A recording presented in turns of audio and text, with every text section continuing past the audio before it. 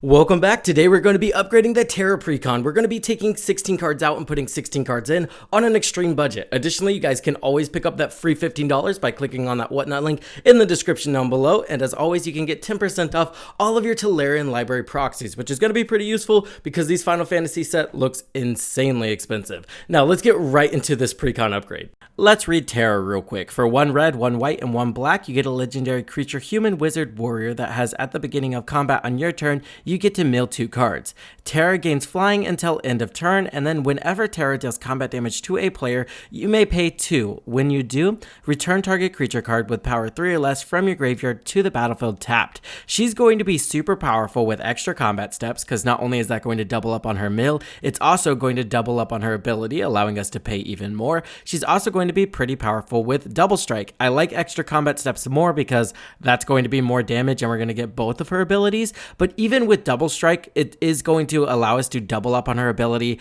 pay for 2 twice, and then activate her twice, reanimate 2 different creatures, and that's going to be super powerful. So let's upgrade her. I think some of the most powerful and consistent cards you can add to this deck right out of the gate are the Edict Effects. Your Accursed Marauders, your Plague Crafters, Merciless Executioner, and Fleshbag Marauder. These all do the same exact thing, almost word from word. They enter the battlefield and then force everybody to sacrifice a creature. What's so powerful about this interaction is you can actually have them sacrifice themselves. So you're going to get a solid creature that you can recur every single turn consistently, and that's just going to be really powerful. It's also going to chip away at our opponent's board states, just leaving them wide open to attack. Luminous Broodmoth is also kind of crazy here. It's a 4 CMC creature that has flying and says whenever a creature you control without flying dies, return it to the battlefield under its owner's control with a flying counter on it. So now if we sack something like a Fleshbag Marauder, it just comes back and sacks itself again. This can be incredibly hard to deal with. Karmic Guide also seemed perfect here. It's a 5 CMC Angel Spirit that has flying and protection from black. Notably, even though it has protection from black, we can still target it in our graveyard, which is important because we're trying to target it with our commander and reanimate it because it's only a 2/2. It also has an echo ability, which means you have to spend 5 mana on our upkeep or we have to sacrifice it, but we actually want to sacrifice it because its ETB is kind of broken. It says whenever Karmic Guide enters the battlefield, return target creature card from your graveyard to the battlefield. So we're going to get to consistently reanimate something a lot stronger than a creature with 2 power using Karmic Guide here. And there's a lot of targets in the Precon that we can grab with her.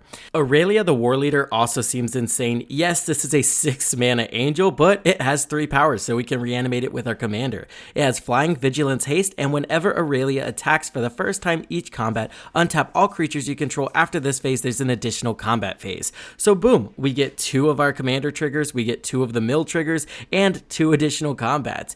Fear of Missing Out is also a perfect card to put in this deck. It's a 2 CMC creature that's a 2/3. It also has whenever Fear of Missing Out enters the battlefield, you can draw a card, then discard a card. It has a Delirium ability that says whenever Fear of Missing Out attacks for the first time each turn, if there are 4 or more card types among cards in your graveyard, untap target creature. After this phase, there is an additional combat phase. This means we can untap our commander, get an additional combat phase that's going to mill us double the cards. It's also going to net us another combat damage trigger, allowing us to reanimate more creature cards from our graveyard. Blade Historian is a 4 mana 3/2 that gives all attacking creatures double strike. Remember, our commander does have a combat damage trigger, so double strike is going to double up on it, allowing us to pay 4 CMC to reanimate 2 creatures instead of just 2 CMC for 1. Selfless Spirit also seemed kind of crazy here. It's a 2 CMC Spirit Cleric with flying that says sacrifice this creature. Creatures you control gain indestructible until end of turn. So this can kind of just sit on the battlefield. You can wipe the board and your creatures are going to be fine,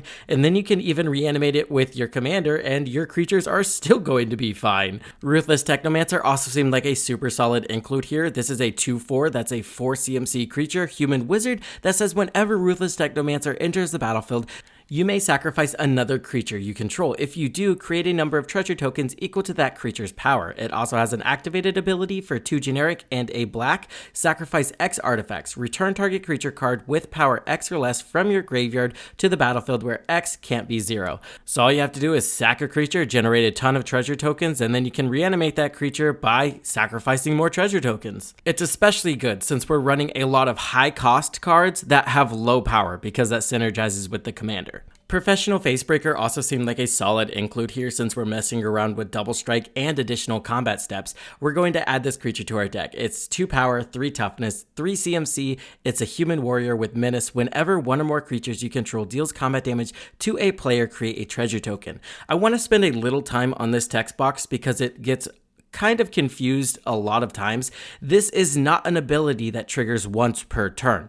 This is an ability that triggers once per turn per opponent. This means if we have 3 creatures and each of those creatures attack a different player, we're going to generate 3 treasure tokens, and that will still satisfy the requirement of only triggering once per player. We then get another ability that allows us to sacrifice treasure tokens to exile the top card of our library and then allows us to play those cards. So it's card advantage and ramp on one card, which is super powerful. You always want to look for effects that do that. I'm also adding 2 MDFCs to the deck just because they're creatures with 2 power. We have Witch Enchanter and Pinnacle Monk. Witch Enchanter says whenever Witch Enchanter enters the battlefield, destroy target artifact or enchantment an opponent controls. And Pinnacle Monk has prowess and says whenever Pinnacle Monk enters the battlefield, return target instant and sorcery card from your graveyard to your hand.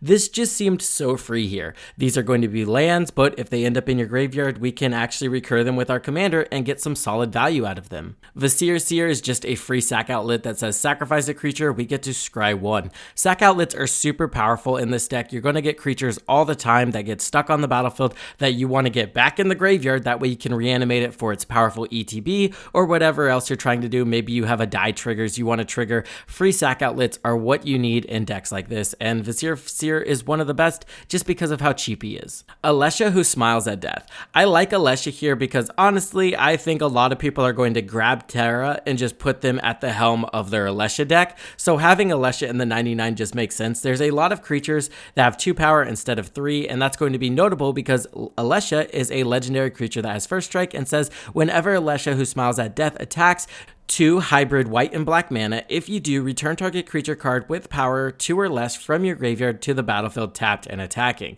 Now, this is tapped and attacking, so people have made the argument like that's something different, so maybe Alicia's still better.